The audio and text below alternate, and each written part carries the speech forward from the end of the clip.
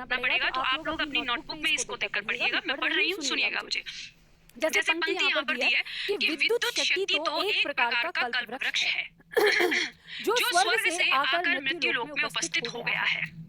पंक्ति हमसे क्या कहती है कि विद्युत शक्ति तो एक प्रकार का कल्पवृक्ष है जो स्वर्ग से आकर मृत्यु लोक में उपस्थित हो गया है। तो इसका मतलब ये बिल्कुल नहीं है कि सच में ही विद्युत कल्पवृक्ष है और वो स्वर्ग से उतर के आया है। ये कहना चाह रहा है एक प्रकार का। देखो इसने जो ये जो यहाँ पर दिया ना, एक प्रकार का मतलब कुछ उसके जैसा, समझ रहे हैं ना? इसका कहना है कि कुछ उसके जैसा। अब कल्पवृक्ष क्या है? सबसे पहले आपके दिमाग में कल्पवृक्ष का मतलब पता होना चाहिए कि जब इसने कल्पवृक्ष से इसकी तुलना करी है तो कल्पवृक्ष है क्या। तो अगर आप लोगों ने किससे कहानियां सुनी होंगी तो आपको पता होगा कि कल्पवृक्ष क्या है। और अगर आप नई पीढ़ी के होंगे, आपके दादा दादी आपके पास नहीं है, तो आपको नहीं पता होगा कि कल्पवृक्ष क्या है। तो कल्पवृक्ष एक प्रकार का एक वो वृक्ष है जो समुद्र मंथन के समय देवताओं को मिला था। आपको ये बात पता है अगर आपने समुद्र मंथन देखा होगा। इसकी खास बात क्या है? इसकी खास बात ये है कि इसके सामने खड़े होकर आप जो भी इच्छा मांगते हैं वो पूरी कर देता है, वो चाहे कैसी भी हो। तो ये देवताओं को दिया गया, इसलिए दिया गया क्योंकि कहा जाता है कि देवता ही ऐसे होते हैं जिन्हें अपनी इच्छाओं पर पूरा कंट्रोल है और वो बेकार की इच्छाएं नहीं मांगते, जरूरत की चीजें मांगते हैं। तो देवताओं के पास है यानी स्वर्गलोक में है। तो अब यहाँ पे जो लेखक है उसने इसकी विद्युत की जो तुलना है वो कल्पवृक्ष से कर दी, क्योंकि लेखक की नजर में जो विद्युत है वो हर एक चीज पूरी कर देता है। वही यहाँ पे बता रहा है। तो चलो हमने ये वाली बात समझ ली इतना कि कल्पवृक्ष के जैसा हमारी ये विद्युत शक्ति हो गई। आगे बढ़ते हैं। जरा बटन दबा कि सारा नगर विद्युत की विशुद्ध निर्मल ज्योत्सना में निमग्न हो गया। देखो ये जो पंक्ति यहाँ पे दी है ना, अलंकार का प्रयोग किया है यहाँ पर। अलंकार गद्यांश में अलंकार के प्रयोग किए गए, यानी शब्दों को दूसरे अर्थ में। आपको पता होना चाहिए इसको समझने के लिए कि ज्योत्सना का मतलब क्या है, निर्मग्न का मतलब क्या है, निर्मल का मतलब क्या है, विशुद्ध का मतलब क्या है, ये सारी चीजें आपको पता होनी चाहिए। इन शब्दों के अर्थ पता होने चाहिए। तो आप इसका भाव निकाल देते हैं। विशुद्ध का मतलब शुद्ध की बात की गई है, एकदम शुद्ध।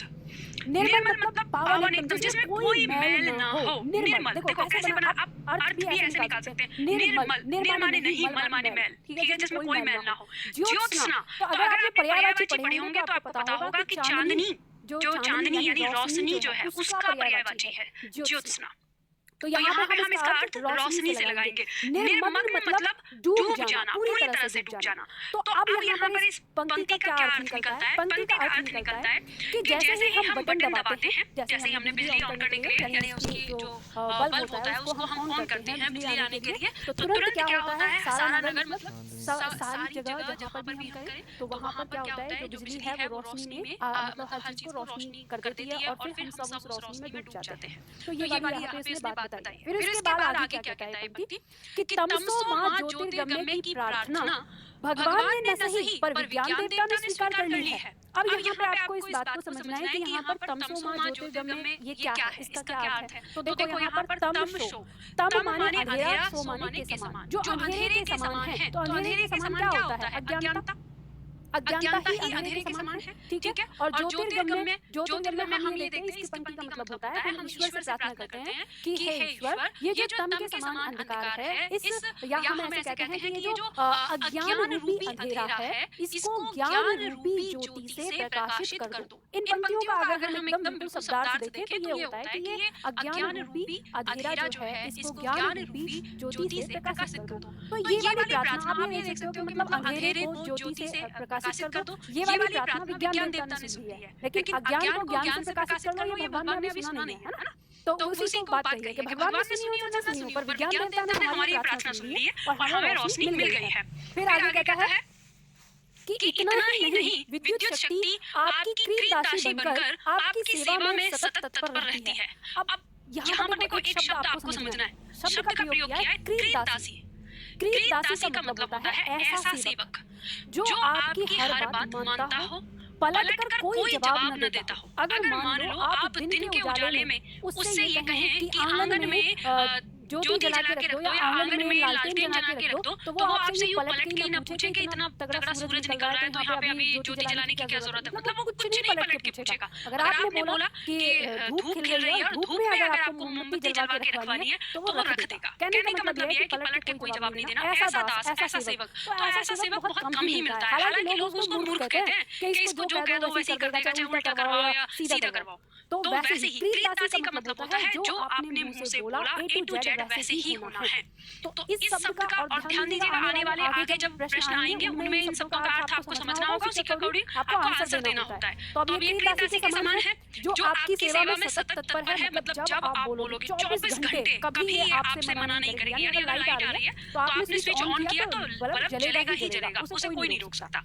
इस तरह की ये सेवा करती है आपकी। फिर आगे क्या कहता है? आपके हाथ के संकेत में विलंब हो सकता है, दासी को कार्य संपादन में कदापि देरी नहीं होगी। मतलब वही बात जो मैंने आपको पहले समझा दी कि आप बोलने में या आप बटन दबाने में देरी कर सकते हैं, लेकिन ये अपना काम करने में देरी नहीं करती है। फिर आगे क्या कहा है? यह दासी गर्मी में शीतलता प्रदान करती है। आपको पता ही है, गर्मी में एसी चलाते हो, कूलर चलाते हो, पंखा चलाते हो, कितनी सारी चीजें। तो सर्दी में आपको गर्मी देती है, अब सर्दी में हीटर चलाते हो। फिर ठीक है, आगे कहता है कि पवन देव इसी के बल से आपके इच्छानुवर्ती बन गए हैं। इच्छानुवर्ती पवन देव, जब आपका मन करता है तब आप हवा चलवा लेते हो। ठीक है, आपकी इच्छा के ऊपर है। ठीक, आगे कहा है अग्निदेव अब आपके अनुचर हैं। अग्निदेव, जब आपका मन करता है तब आप अग्नि जला के यानी हीटर जला के खाना पका सकते हो, जो भी आपको करना है। तो यानी अग्निदेव भी क्या है, आपकी आज्ञा के अनुसार चल रहे हैं। आगे क्या कहता है फिर पंक्ति कि विद्युत द्वारा मनुष्य के चिर संचित स्वप्न साकार हो गए हैं।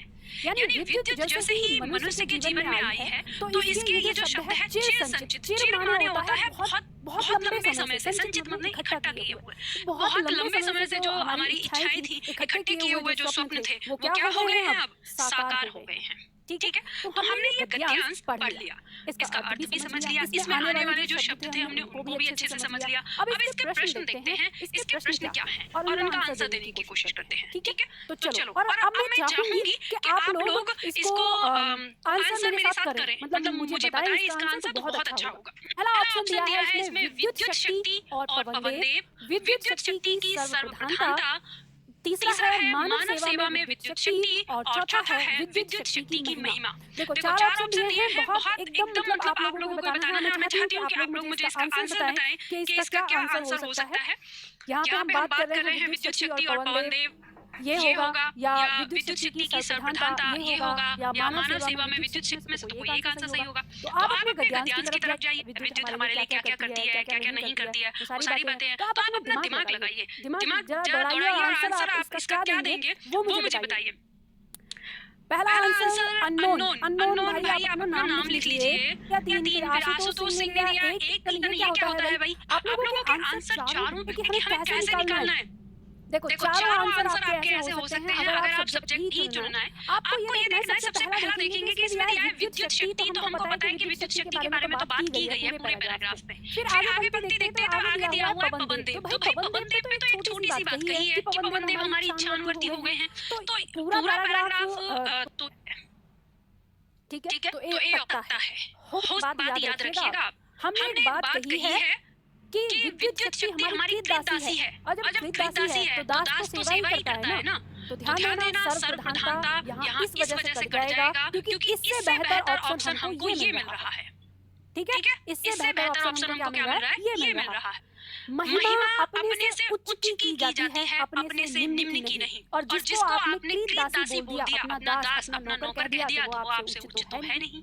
ठीक है, तो यहाँ पर महिमा शब्द की वजह से ये भी ऑप्शन कट जाएगा और आपका आंसर जो है वो होगा ये। विद्युत शक्ति की महिमा या उसके गुणगान ही नहीं किए गए हैं, विद्युत शक्ति को मनुष्य का नौकर बताया है, उसका अनुचर बताया है, वो उसके दिशा निर्देश पे काम करता है। ठीक है, तो इसलिए आंसर क्या होगा हमारा, सी आंसर होगा। राइट, चलिए तो उम्मीद करती हूँ आपको समझ में आ गया होगा कि हमें किस तरह से अपना दिमाग लगाना है इनको सॉल्व करने के लिए। अब फिर आगे बढ़ते हैं नंबर 2। पॉइंट नंबर 2 बताइए जल्दी से।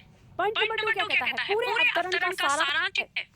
तीसरा आंसर क्या होगा, अपने इच्छानुसार काम करने वाली चीज। इस पॉइंट को किस पॉइंट में बताया गया है। तो यहाँ तो कहने का मतलब सारी चीजें नहीं है, या फिर कहें कि हमें हमें सारे सारे घर घर के आगे आगे आगे आगे देखते हैं हम इसमें। तीसरा तीसरा ऑप्शन ऑप्शन अगर अगर देखें देखें मनुष्य मनुष्य वो वो हमें हमें सब कुछ देता है, तो तो भाई हमको देवता देवता थोड़ी ना मिले हैं, वही काम करे। विद्युत विद्युत शक्ति ऐसा है कि मतलब अगर आप जैसे फैन अब भी चल जाएगा, आपने जो कहा वो काम 3 जल्दी से बताइए ये पॉइंट क्या कहता है? तो ये ठंड में भी आपको फैन चला के या एसी चला के आपको और ठंड लगवा सकती है जो आपने किया, ठीक है? तो ये आपकी दिशा निर्देश पे चलती है।